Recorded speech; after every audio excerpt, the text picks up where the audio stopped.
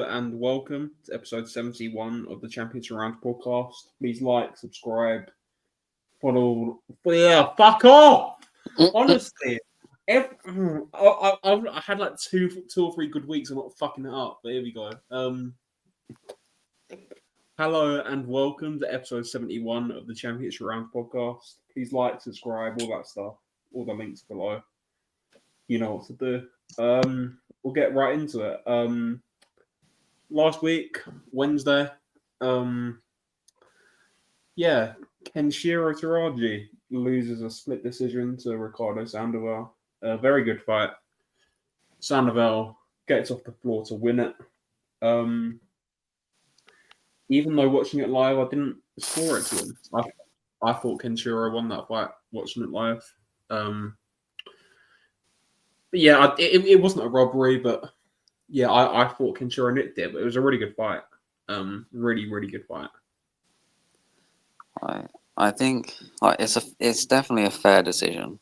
Maybe not all of the cards, because there were a lot of swing rounds, and on my rewatch, I only had Kenshiro winning because of the knockdown, and there were like at least 2 rounds that could have gone to Sandoval, and that would have had him, well, definitely winning. I think definitely a fair decision, not robbery. One bad scorecard. Right. I guess 8-4 was the other scorecard, which, I mean, I could see if you give him every swing round, and at least it looks closer because it's 115, 112 rather than 116, 112. Yeah, and I kind of sounded like in the preview that I gave him like no chance, and I kind of did talk us out of picking him. But in my defense, I mean, they were solid reasons. I mean, like, he'd never fought as good as that before. I mean, he really upped his level, and that's not me saying that he just pulled out a lucky performance, once in a lifetime performance. No, so I think he's always had that in him. I think he just hasn't had the need to bring it out, or no one's brought it out of him. Whereas, like, he really needed that to win. Like, it's the best he's fought, and like it was really close, and it could have gone either way, and he could have lost the fight. And that's by far the best he's ever fought, and he got dropped. But yeah, I mean, it was a great fight. I'd say I'd like to see a rematch, but I wouldn't, because I don't want to see Kenshiro get hit anymore.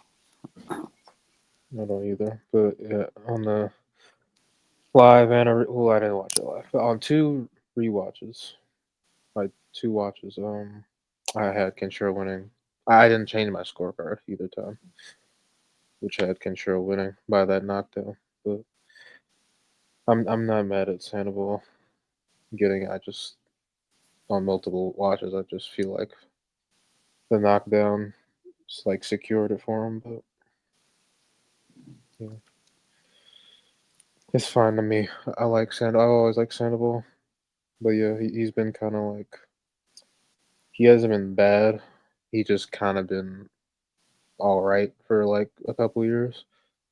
But then yeah, he finally got his chance to showcase a lot of his skills, and that knockdown probably woke him up, like,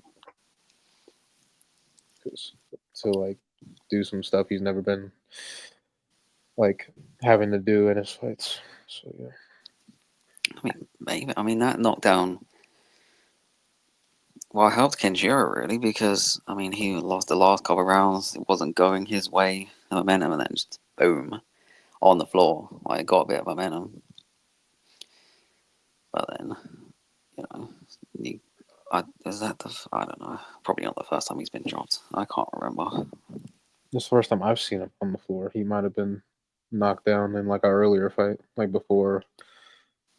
I assume most of us knew who he was, like 5+ years ago. Jimenez dropped him. Who? I swear Jimenez dropped him, did he? Jimenez. Oh, he did drop Yeah, him. he did. Yeah. Yeah. Oh. Yeah. Wasn't in the first round. No, it was like the 11th round. It was like late in the fight. Well, I was about as far away as you can get then. But yeah, he it was his career best performance, and like I don't want to take anything away, but it was. I think Kenshiro looked a little bit like his legs were gone. Like usually like you associate with Kenshiro with that sort of bouncing in, bouncing out, and for what little defense he does have, the bouncing in, bouncing out of his feet is his main sort of way he doesn't get hit essentially, and that was gone, and that made it a lot closer than it would have been like a few years ago. Like I think really good performance from Sandoval, but he definitely got Kenshiro at the right time.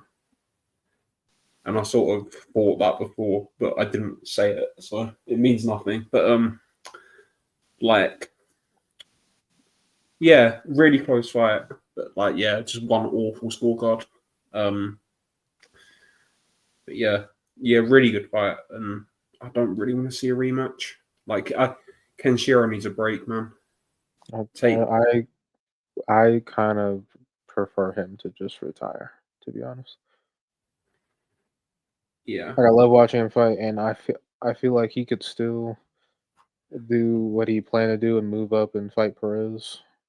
Like I thought I didn't even know that was like a talked about thing, but he would beat he even at this stage of his career he'd beat Perez. He's not a world champion level fighter. Um, but it's just I just feel like the Canizales and Akui fights have just removed like all of it, like half his ability, and it just I he's not 100% anymore. I don't want to see it anymore. Personally, I just I think it's a actual like case for his health at this point. Yeah, I mean, it feels a bit pointless to continue. I mean, people won't want to go out on a loss, and even a loss that maybe he thought he won, although he didn't look too happy at the end of the fight. Yeah, I mean, well, going back to your point about getting him at the right time. I mean, obviously getting him. How long ago was the Akui fight? 4 months. If that really like March 13th, I think. So yeah, like like almost 5. Yeah, I mean, he definitely got It's him at the right time. not enough It's time it's after not enough that. time. Like, I still think it would have been a close competitive fight based on that Sandoval. I mean, like his legs aren't the same. I think he's not the same. But what Sandoval was doing was like a big part of why Kenshiro couldn't get anything going. Really, I mean, he did the like similar to what he's done in all of his fights. He just kind of like upped it. I mean, I say he doesn't jab enough, and he jabbed way more when he was jabbing with Kenshiro. I was like, in the first round, like Kenshiro's jab was good, good, like snapping his head back, and he was parrying Sandoval's jabs, and then he just decided to forget defense and stop parrying the jab, and then like Sandoval's jab was landing, and Sandoval's strong, and he can punch. He sees way smarter than like he's shown in like recent fights. You know, like he's fast, and like he doesn't have that weird like arcing angle and like the rhythm punching that Kenshiro does, so his punches can get there quicker, which they were doing. And like I thought Kenshiro might have figured him out a bit, a game plan. Like he put him on the back foot and it was working for a bit, but then like Sandoval just started counter punching really well, and it made Kenshiro hesitant. I guess he's getting fed up of being countered. Like he just didn't really care about it against Akui, but then he was actually being a bit wary this time, like because like he did get hurt in like the 7th round, notably. I think it was the 7th round, Mm-hmm. and yeah, he was just cautious, way more cautious. I mean, Sandoval just fought a great fight and a smart fight. Yeah, he was just a bit less predictable than Akui was, where Akui like made it known that I'm not gonna stop coming forward and throwing punches. I'm gonna punch with you the entire time, while Sandoval is like actively like just waiting for a perfect angle to punch, perfect timing, and yeah, it's completely different than what Akui gave to him. Yeah, because with Akui, I mean, you kind of knew what to expect. I mean, he was going for the right hand. Like with Sandoval, it could have been either hand, and he's like so explosive when he like leads off. Like his feet, he can get into range pretty quick. I mean, when he follows you around, he's not very fast, but he explodes really quickly into his attacks.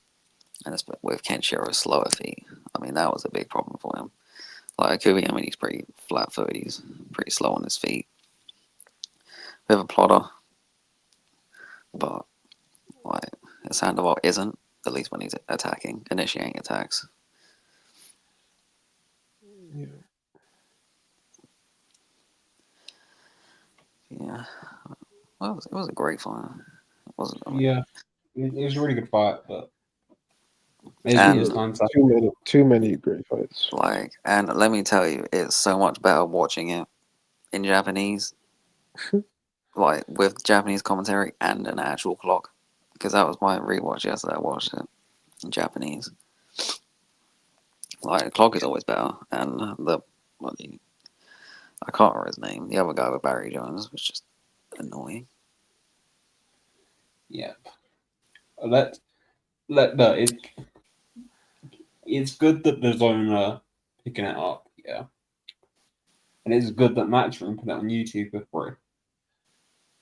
But Jesus Christ, like it's not like the 1970s. Like you can put a clock up, and you can do the commentators can do a basic bit of research. Like they spent like a good 2.5 hours of the entire broadcast calling Sandoval the WBA champion before the fight, and then they spent half of the Kenshiro fight talking about Antonio Vargas for no particular reason. Um, yeah, and it was just that like it's good that they're showing it and that, but it's also at a point where I guess what I'm trying to say is you need to get people on that know the weight classes. Or the sport in general. Yeah, like rather than just like regular boxing commentators, like that, or regular commentators that don't really know those weight classes. Unless you're really gonna like revise it, like I don't know, it just waters down the product a bit. But yeah, it's good that they're showing it though. Like, but they need to make improvements. Like a clock, man, it's the most basic piece of technology ever. When the bell goes, you press a button and the clock starts for 3 minutes. It's really not hard. But yeah, is what it is. But it's good they showed it.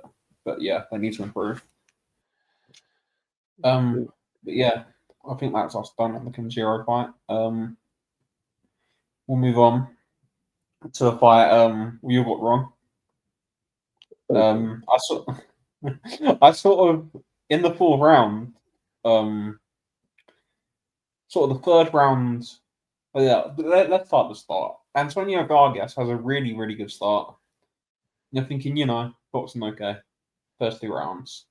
Higa has a much better third round. That was a swing round, I think. I gave it to Higa. Then in the fourth round, Higa lands a left hook, and you're thinking, Vargas has gone down, and you're thinking, here we go. Higa's going to just knock him over it. And then he just doesn't. He wins the fifth, and then just Vargas gets back on his bike. Higa has a bit of success late on in the ninth and the 10th. And then boxes like a total idiot in the 12th, lunging in like that, gets dropped. And that point for the knockdown on my card and the three judges' card made it 113, 113 a draw. So yeah, Vargas retains his title somehow. He's got dropped for the third consecutive fight, and yeah, That here was the we are. best chance he had. Like I thought he should have beat Tatsumi, but or not Tatsumi, Takei. But like, come on, like he's the most unclutch fighter ever. How do you have 3 12 rounds like that in Yeah, world title fights? Like it's aggravating because I feel like he deserved one of these 3 belts that he's challenged for, but Uh, he's fucked it up. I mean, he just fought a stupid fight, pretty much. He spent most of that time looking for one shot, and like he didn't really seem to have a game plan other than I just expect him to fall over when I hit him, and it just didn't happen. I mean, Vargas boxed well, and I actually had him winning, and I mean, I thought it was pretty unlucky, especially with him scoring a knockdown as well, which Well, I think he deserved it more than he got at that point because him getting that knockdown basically fucked him up the entire fight because he just tried to land it. He just kept trying to land the same thing again the entire fight. but he was doing that against. He was doing that in the Saya fight as well. He was You know, but he's he such had someone not to be well, stupid enough to trade with him to give him a chance to do that. it's a shame he wasn't boxing, like he was there. So Like Sumi just, Vargas, I guess, I was a little lucky that he didn't get chinned by doing that. So Sumi's just a really tough person, but Vargas is a little like smarter than that, and he's obviously gonna be smarter after he's been dropped like that. I mean, he's not the best defensive fighter, but I mean, he was keeping a pretty tight guard, like some form of defense. I mean, Satsumi in defense, not really a good pairing. Yeah, like I don't know. He can look slow, man. His feet look so slow. And you just think it's because he was like digging his toes in, wanting to land a huge hook. And then Vargas was just like, well, I'm just not going to be an idiot. I'll just step Move. backwards into the side. And you're going to do nothing because you're just planting your feet. And, like, yeah, like, if anyone was going to win the fight, I agree it was Vargas. And I agree that Vargas controlled it for a long period of time. But I just, on rounds, I scored it a draw. Because I think a lot of Higa's work, especially on the English commentary, was a lot of it was being ignored.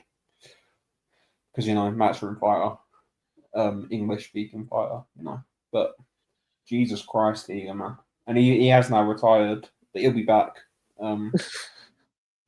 Because he retires every fight now, doesn't he? Yeah, but Vargas is such a strange fighter to me. He's strange because he's most likely going to get chinned by someone in his next fight. He's He gonna gets fight certain. his chin is so bad. Like Yeah, it's not even the oh chin yeah. though; it's the defense. Like a lot of it's just defense. He has these lapses where, like, he just sort of drops his hands randomly for no particular reason in range, and his chin goes up in the air, and then he just goes down, and you're like, well, what are you doing? And then he somehow recovers from it every time, apart from the fight where he got badly knocked out in. Um, that was like on a top rank show years ago, wasn't it? When was that fight? Was it on a Jamel Herring undercard The where he Jamel Herring undercard. The where he sound of that. lost? The He sound lost to in 2019. Yeah, it was on the Herring Ito undercard. I remember that, but in May 2019, he got iced. Jesus Christ, some of the names on this show: Henry LeBron, Edgar Berlanga, Carlos Cuadras was on that card. Jesus, Jose Pedraza, Adam Lopez. Yeah, what a weird turn of events. But yeah, he's such a strange fighter, Vargas. I don't know how to rate him because he looked really good for a lot of that fight. But he just Yeah, has I mean, some defensive relapses, man. it's like it's the best he's ever looked. Like I don't think he's a world level fighter. I think maybe he has some possible world level attributes, like maybe his jab and I guess boxing ability, like that type of style, but just overall, the overall package, he's just not a world level fighter. And he's only a world champion because Satsumi got made a champion in recess. And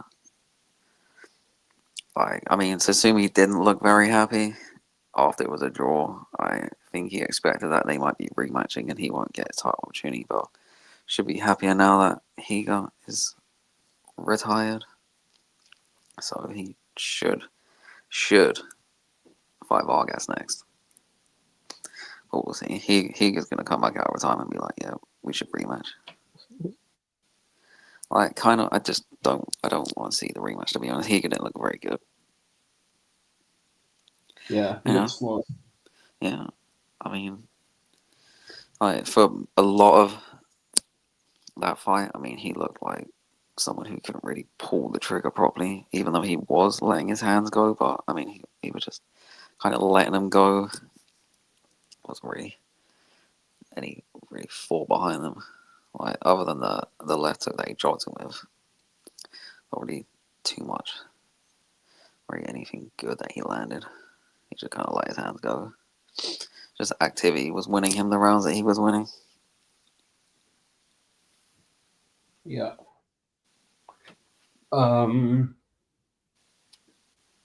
Yeah, just a weird fight, man. And I'm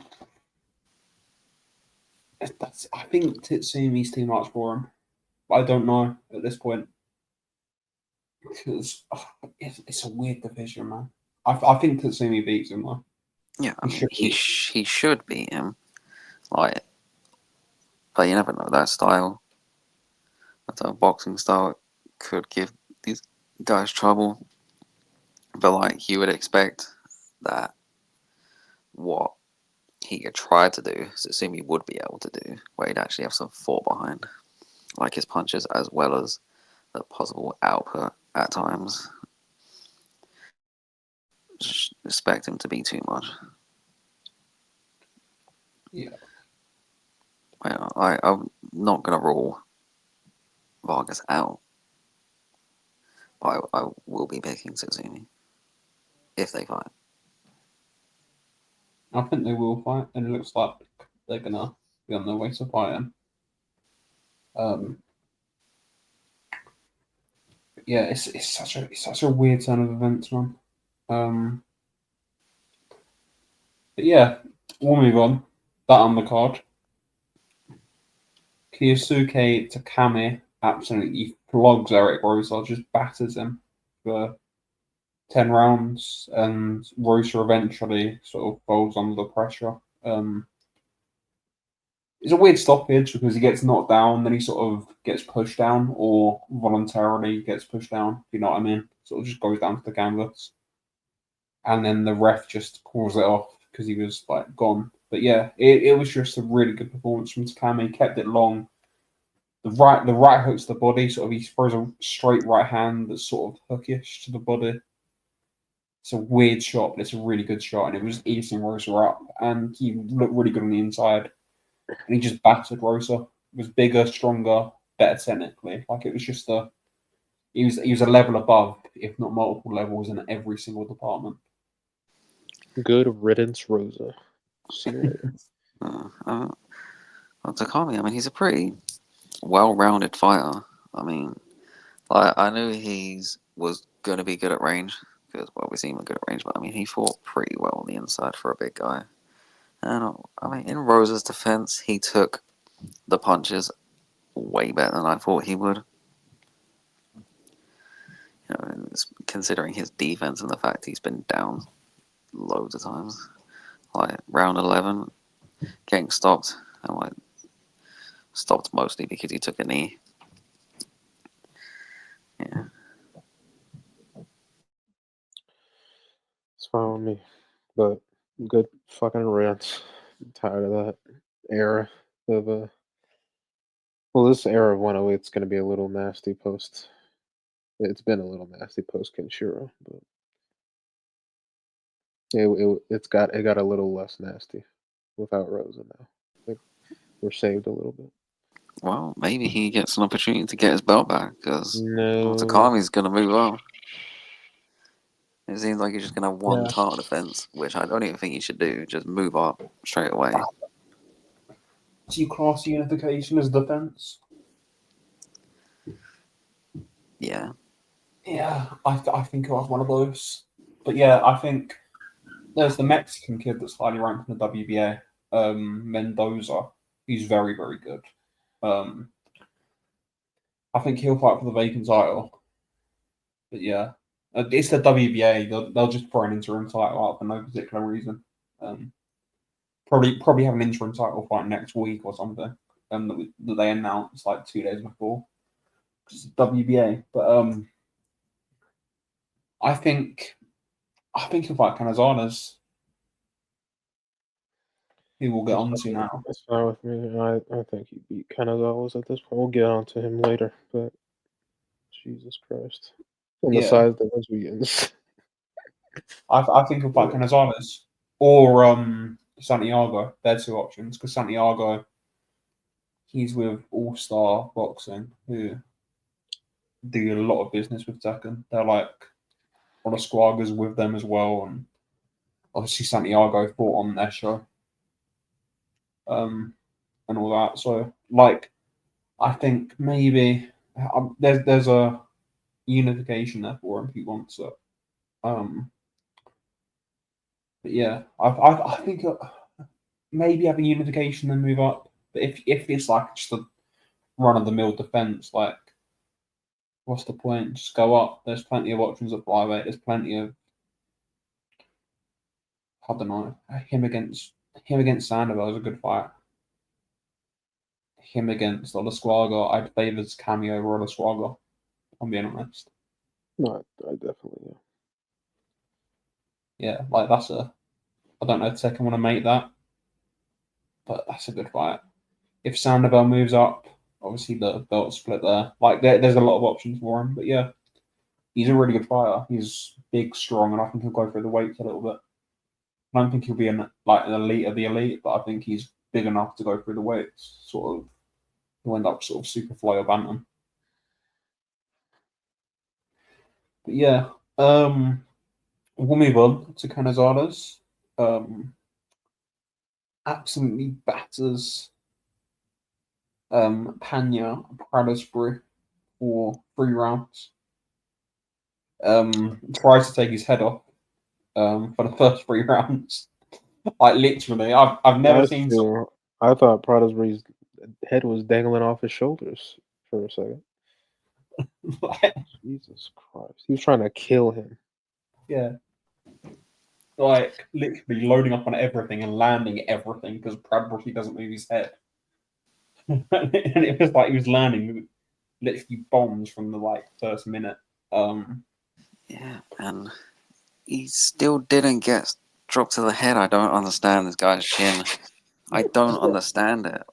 Like, Canizales hits very hard, and this guy, everything he threw, like, not even just bad intentions times 1,000. That's what he was throwing, everything. And he was landing everything, just barring him. I mean, he was not leaving this to the judges this time. At the very least, he was just going to throw and land so many punches he couldn't get robbed, which he wouldn't have. It's like an 11-year, 47 fight career from to finally go down, and it's just not a head punch still. Jesus Christ. Yeah, and then like he's just taking so much punishment, just getting bad. Then no, you know what I'll do? I'm just gonna drop. Well, I'm just gonna hit you and make you be held up by the ropes and knock you down. Yeah, maybe that was like bad. Maybe that just pissed off Canizales even more. Like, because Canizales was like hurt. You could see he was hurt. Yeah. Such a weird, like that'll probably be the end of Prodesbury and anything like championship level from 2019 to now. He's such a weird. That era of him is so like odd. There's just been a bunch of like he upset like a pretty funny gimmick in the 2010s, and then he had a bunch of like title defenses of that minimum weight title against like not great fighters. Well, there can't be any great fighters at 105, but not even like the best of that division, and still going life and death with pretty much every single one of them. And then you have to call him a two division champion, even though he obviously didn't win the first fight. But it's just he's just a funny fighter for the last like half decade. And now it's over. I It's mean, I all- can't see him he can't. There's no way. getting into Thailand. Well, you never know. I mean, it just seems to happen like these Thai guys are just in Thailand fighting like random guys like debutants and people with terrible records, and they'll just pop up out of nowhere and just get a title shot for whatever reason. So Like Charun Fak and Sim Street, but like those two are like the good ones, and one's like a champion. bloody pet CP Freshmart. Like, the only good fighter he fought was Takuma, and he lost like 10 rounds of that fight. Then he went back to fighting random guys in Thailand and was like, yeah, let's give him a shot. Junto Nakatani. He didn't do too bad, to be fair. That was just a joke fight for Nakatani. Like most of them. Oh, sorry. Well, his performance at least. My fault. Like, he didn't care. He was like, oh, I've had enough of this. And he just took him out. Yeah.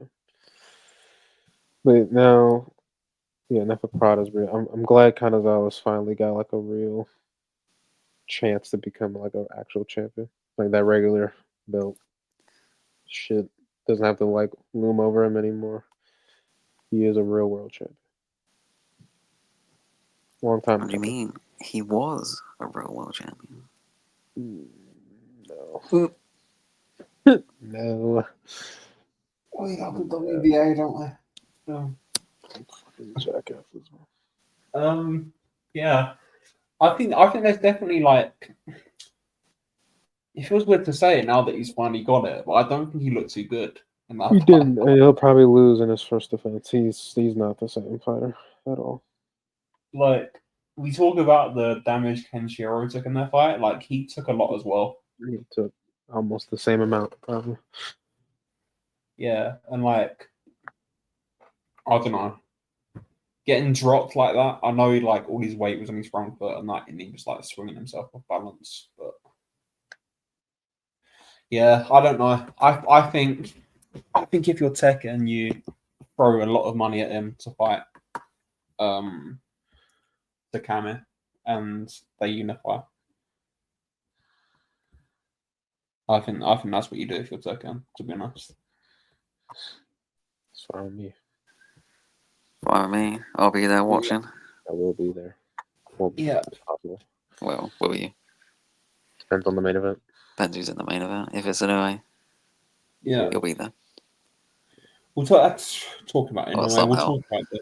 We'll talk about this. This December thing, Ohashi was coming out and talking about it. Like, they're doing this Picasso fight in December, and they want to take 10 Japanese fighters to Saudi and fight off against 10 international opponents. That's the plan, apparently. Whether that's like the validity, whether that's actually going to happen or not, I don't know. But I hope it doesn't.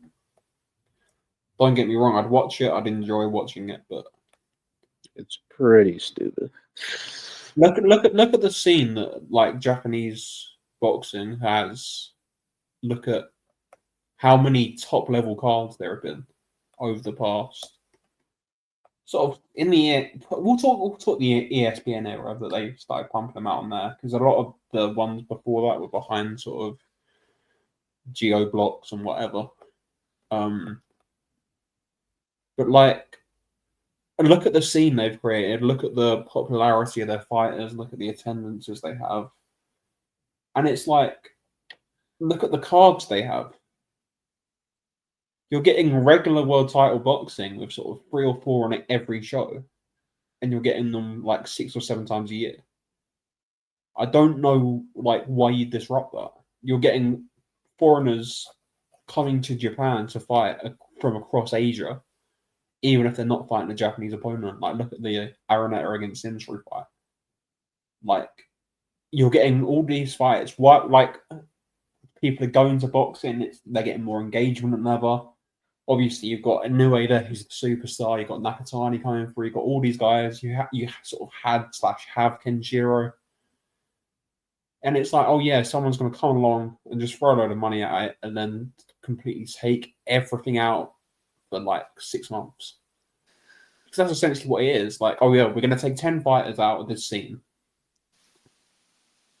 this country where they're thriving, and we're going to put them all on one card. So they're going to all be on the same timetable. And then when they want to come back, well, no, you can't come back because you've got 3 other guys that want to come back. And you're taking all the fights from sort of October time to about March and saying, no, none of your top fighters are going to be fighting there for 6 months. That's what's essentially happening. And possibly more if, like, obviously, like how great a fight is, cuts or whatever. You're just removing like a 6 to 12 month era for somebody. Yeah, and these fights belong. I swear to God, if they put Nakatani against Inoue in a fucking hall with 18 people in Saudi Arabia, I swear to God, That would be so epic. that fight belongs in a stadium in Tokyo. I'm sorry, and it's absolutely ridiculous to think of to even suggest otherwise. I don't care how much money they're putting up. That fight belongs in that stadium in Tokyo or whatever stadium in Tokyo. I hate to say it, or do I hate to say it, but like this is Inoue's fault. Like for signing with Riyadh season, this is all his fault. Like this card is his fault. The possibility of him versus Nakatani being in Japan is his fault. Right, it's no one else's fault. Like even if it maybe like it wasn't his idea, maybe it was Hashi's idea, like to sign that Riyadh season thing. Like, buddy, it's your career. Like you can tell him no, even though they won't do that because they're Japanese. But it's his fault for signing with Riyadh season. And we're from a good place to talk about this because we had a scene in Britain. We had all these fights happening in Britain.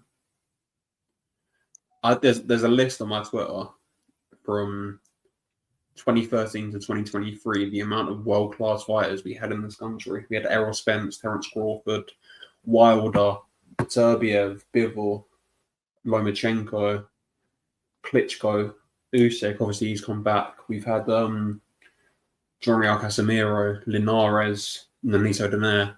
The list goes on and on and on. Rosales,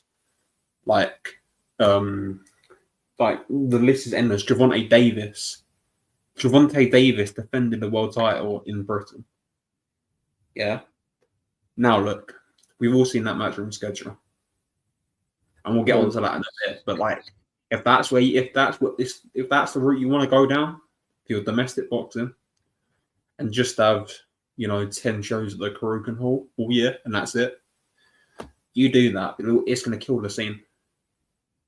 It's going to kill Japanese boxing if you just hoover up every single star and every single world level fighter and just send them to Saudi. Yeah, and even with the British cars, even the lesser fights, like the non-world level fighters or the non-international guys coming over. I mean, the fights were just better. The matchups were better, and it's just pretty terrible. I mean, they had good fights, obviously. Like a British title fight, it's always going to be great most of the time, but just generally the matchups were just so much better. And you actually looked forward to British boxing, and now you're just dreading it every week.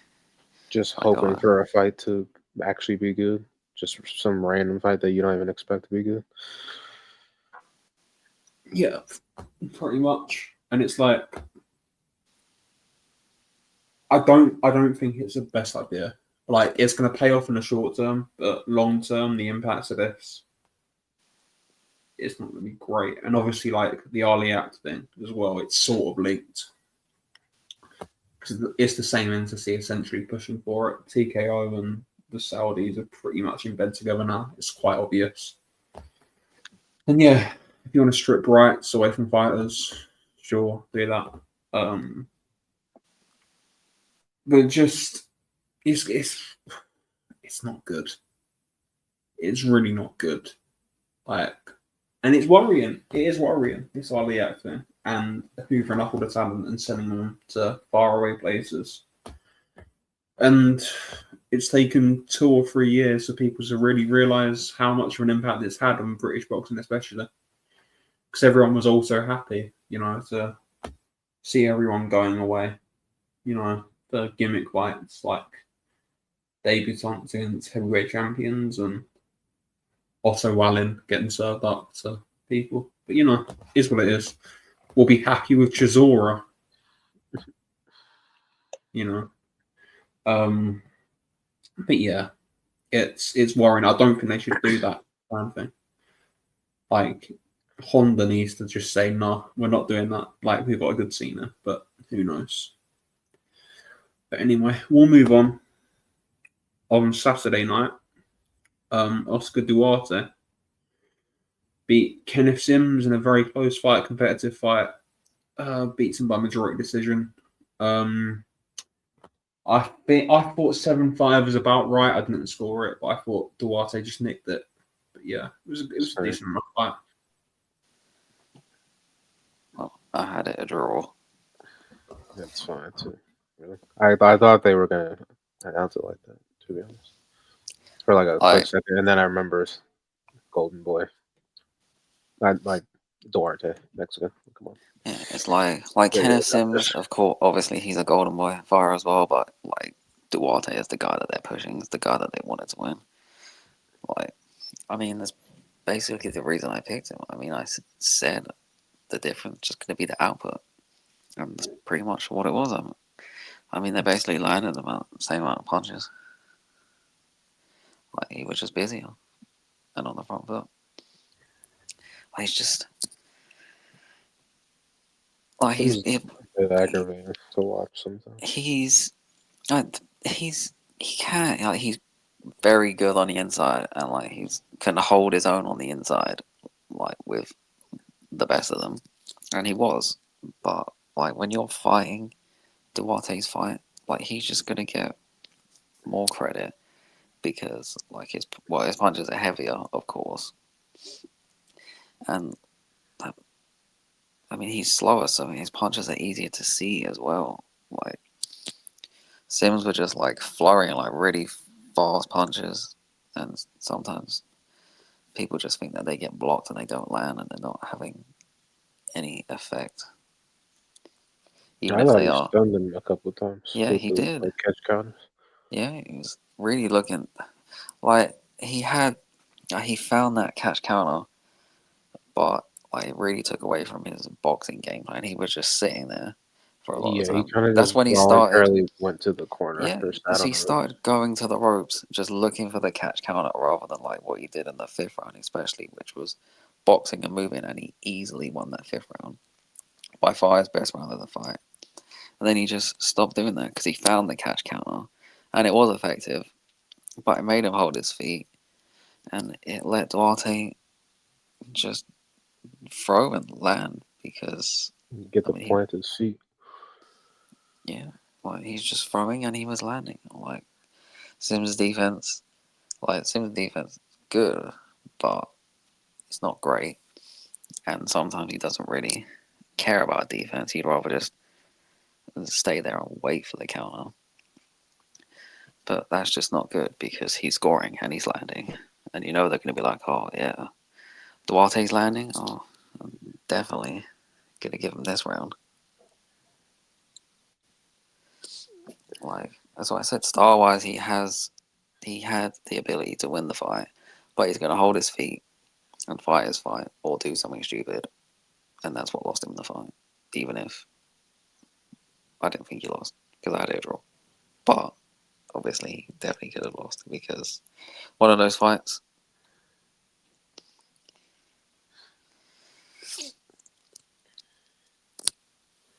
I enjoyed it though. Yeah, it was fun. I don't know. I don't know if it made the list, but I don't know if it made the list, but oh well. I think it probably should have. maybe just because of the fight that happened right before it, I didn't think it was as Like, great. But I could watch it again. well, I think Duarte seems had more consistent action, but And it was cleaner. when Prograde Diaz they were actually doing something, yeah, it was better, I guess. Although old OAP fight rather than a Can't more higher stand level it. skilled fight.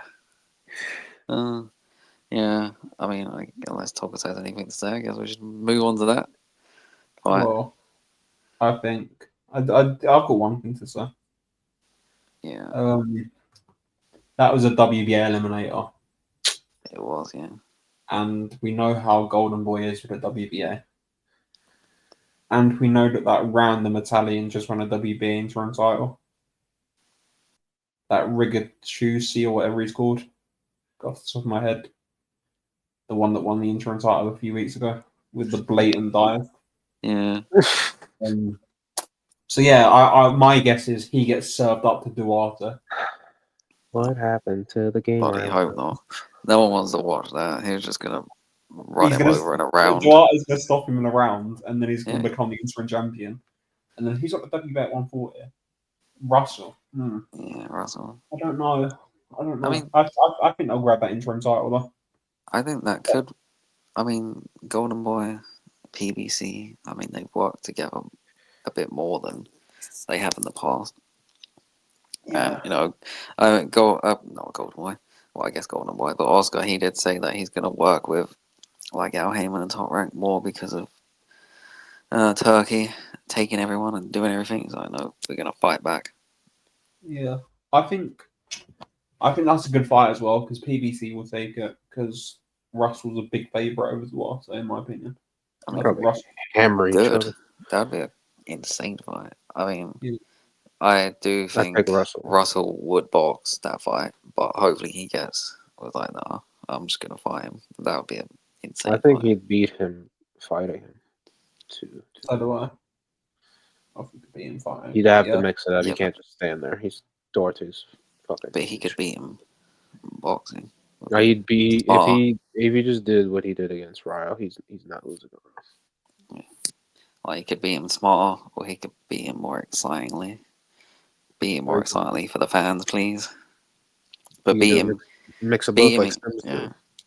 yeah, but he mixed it too much. Like it was more on the slugging side. He needs to be more on the boxing side. Yeah. I guess at least.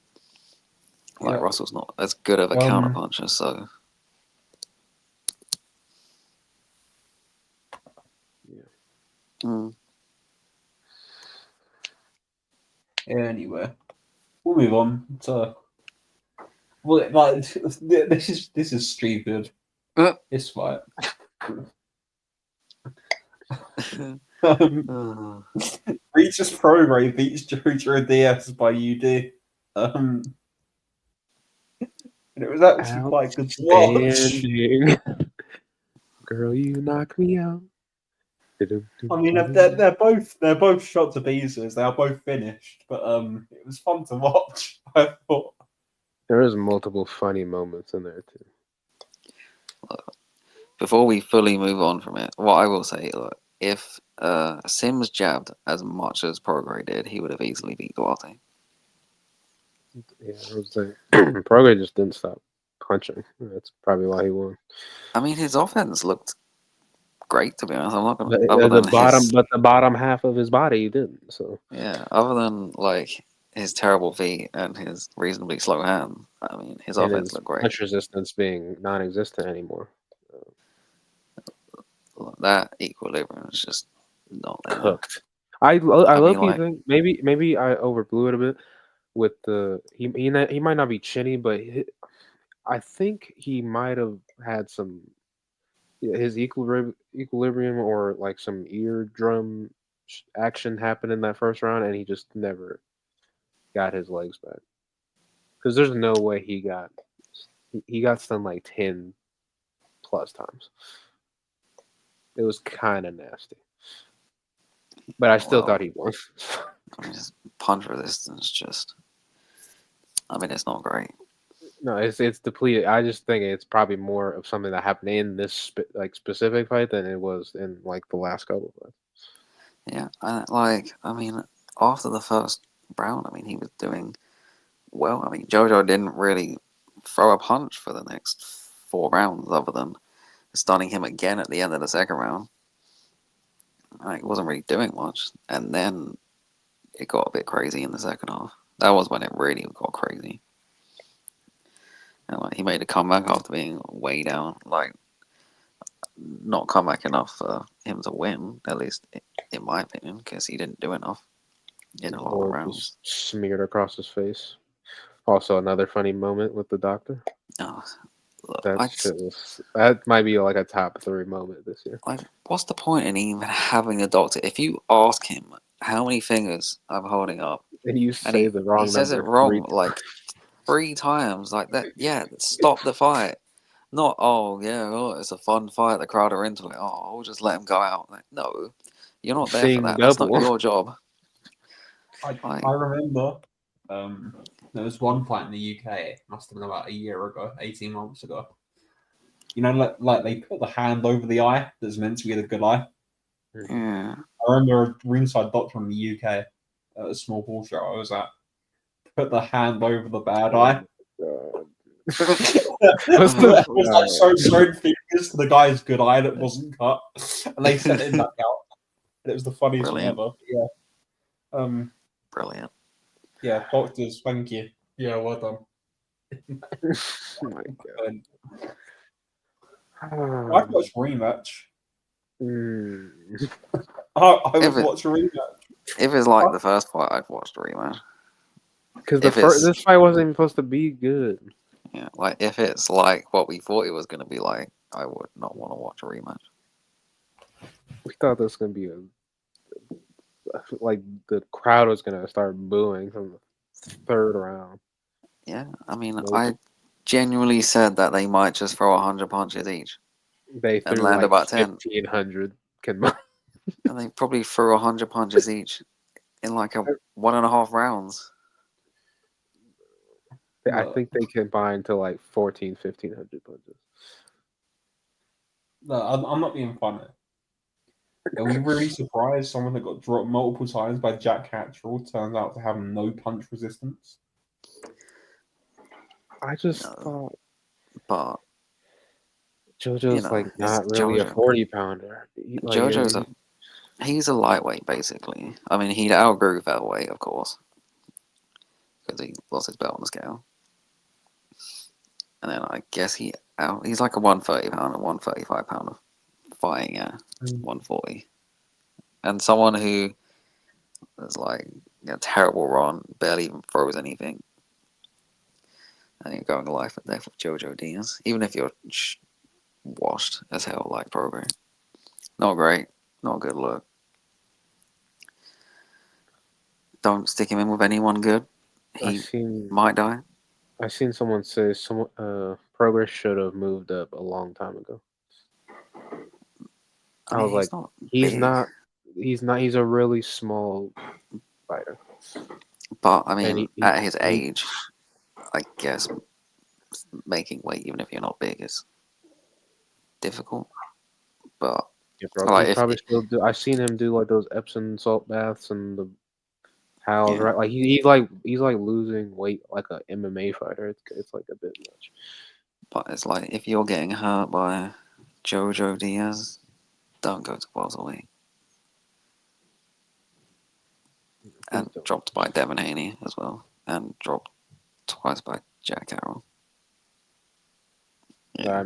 I mentioned to you yesterday that the only time Haney, Catterall, and JoJo have hurt anybody this decade has just been Progress. Well, except Josh Taylor for Carroll. Yeah.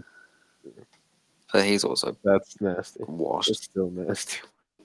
Yeah, the two best two best fighters of that 140 era. Just only person Jack Carroll has hurt in his whole career. They unified a division for that Ali Trophy 6 years ago, like 5.5 years ago. What a fight! Happened. What a bloody fight! Yeah, but anyway. Now Taylor's retired, and now Progray's chin. Progress should follow Yeah, suit. he should He should retire. Like, you gave us a great fight in your last fight. This should be the last fight of his career, going out with a bang. They won't, though. They won't. It won't. Yeah, I didn't watch much else in this card. I saw Joshua Edwards blast out. That was pitiful. Yeah. Well, his opponent's pathetic. I don't like Joshua Edwards' style. I mean, he might be good, I just don't like his style. He's like Anderson. He's like he's like an overly flashy fighter. I absolutely hate his style. His opponent was pathetic, a waste of time fight. Stopped him in a round. Yeah. And I saw that Devontae Williams thing was the weirdest thing I've ever seen. Yeah. Like, went down from the body shot. He kind of seemed like you counted him out. Then he was like, no, let's continue. Took him back to his corner. Like, As Fulcrum backflips in the ring. Yeah, he backflips in the ring after he's got up. And he's walking back to his corner like, yeah, the fight's over. Look, he's walking back to his corner. He might as well just stop the fight. And then he didn't even come out for the next round. Yeah. Yeah, I mean, well, that was also a pathetic fight, but in his defense, a late replacement. Parker was going to be fighting a good fighter, and then that didn't happen for whatever reason. I didn't even know his opponent got changed until the day after. Yeah, I didn't realise, but I don't think he's that good. I think He's not was it that Valera He's fight not. like Raw or something? Really? Like I think I scored like a draw at the time, or maybe like 2 rounds to Calgary. But yeah, I don't think he's very good. I don't think he's brilliant. But yeah, it is what it is. He'll probably get served up to Zerdo. Zerdo needs an easy defense, won't he? But yeah, I don't think there was any other boxing this week, unless I'm forgetting something. Oh yeah, Taniguchi beat one of the Inoues, one of the 8 million. I was like, I thought that's what you were going earlier when you. Yeah, when he you said, speaking of anyway, that's why I started laughing. I was like, oh yeah, he got chinned. We're going to talk about him getting chinned. Takeru. Yeah, anyway, he won those titles. Yeah, he's a good fighter. He pushed Sinshiro all the way. He's now world champion. He can be a player at 108. Maybe he should fight Takami. I don't think that would go well for him, to be honest. Just fine. Alright. Yeah. It's not like he's fighting some random guy either. Like, it'd be a good win if Takami wants to win. Yeah, I just prefer a unification, It's what it is. Get onto the news. We sort of touched on this earlier, but the matchroom schedule, they did a big announcement for it. They're doing the first one's a leisure centre in Sunderland. That Rainton Meadows Arena. Pat McCormack against Miguel Parra. What we doing with Pat McCormack's career? Like they were going to hype him up for a British title, and now he's doing this. Like, what's the point? Go and fight Conor Walker. Like, I don't know, man. He's what? 30, he's 30. Yeah, he's 30 years of age, fighting this level of opposition, and yeah, we're being told he's some elite prospect and all this when he's 30. Yeah. Mark Dickinson is fighting Troy Williamson. Troy Williamson is 1-4 in his last 5. Fantastic. even though I think that's an okay fight. It's an okay fight for the English title, I guess. But like this is what I mean, man. Sandy Ryan against a girl I've never heard of. Cameron Young versus TBA. When's he going to rematch? They've stepped him down then. Because he fought Gwyn in a 10 rounder, he fought a 4 in a 10 rounder, had trouble with both of them. Beat Jordan Flynn up, and now they've dropped him back to 8 rounds. Brilliant. TMA 18, I don't know who that is. Leo Atang fighting a journeyman. Bradley Casey against TBA, I don't know who that is. Actually, I think I might have heard of him. Is he? I think I saw him as an amateur, but I'm not sure. And then Adam Macker, who I do know, is fighting TBA. And like that's yeah. Then we go on to the Windsor Park show. Crocker against Donovan for the welterweight title is what it is. McKenna Moran, which was a pro box fight. Ismail Davis against Aguiarco. Why? Like it's just a bit average, isn't it? Then Kyle Smith against TBA. I have no idea who that is. This is the matchroom schedule. They're also putting Eduardo Nunes in with Christopher Diaz. 2025, by the way. Yeah, they couldn't get the guy that beat Diaz in Henry LeBron. Who can this is the thing. LeBron checks all the boxes that Diaz checks. Puerto Rican, unbeaten, would take the fight for small money and all that. But get Christopher Diaz in for no particular reason. Terrible fight. Then Steve Adams against Makhmedov. I'm sorry, that fight's just hilarious. Josh Pasley against Reese Bellotti. Reese Bellotti just got flogged, so I don't know why the hell he's back in the ring so quickly. Boston for Waz, an English level fight, is what it is. Then a load of TBAs. Then they're back at your call. Conway Liddard. I like the fight, but these were the people that were screaming about your call promoters last year. And what's happened to Matchroom, especially in the UK, man? What has happened? Like, what is that? Saudi happened. Saudi happened, and a lot of the. If you look sort of pre-pandemic, sort of from about 2016 to 2019, 2020, 2021 even, a lot of their shows were sort of gimmick fighters, nepo babies, and Olympians. And sort of as Team GB sort of declined, because a lot of the British people, like the top British amateurs, are just not very good. Boxer came along and took a load of the good Olympians, quote unquote good Olympians. And then Matchroom got nothing left, and their talent scouting's not very good. And then the guys that were already established, like your Duarte's and Acolis, they left. And then your guys like your Joe Cordinas went to fight in Saudi. And it's like, this is what you're left with. A load of fights that 10 years ago would have been undercard fights that are headlining shows. And it's sad. Like, it's just the decline in British boxing, man. It's sad. But yeah, it's not good. It's really not good, man, that schedule. And you can get everyone screaming, oh, well, this fight and this fight and this fight. It's not brilliant, is it? It's really not good. And we can talk about the decline in British boxing. Because I wanted to do this for a long time. And I know we're pushed for time a little bit this week, so we can get onto this in another quiet week, because there's enough quiet weeks coming. We can have a whole show on this. But Josh Duarte has signed for Queensbury. And I'm told it's not the last one who's leaving. A certain promoter who shall remain nameless, who lost his TV contract and was too busy sending out letters to people like me rather than promoting his fighters properly.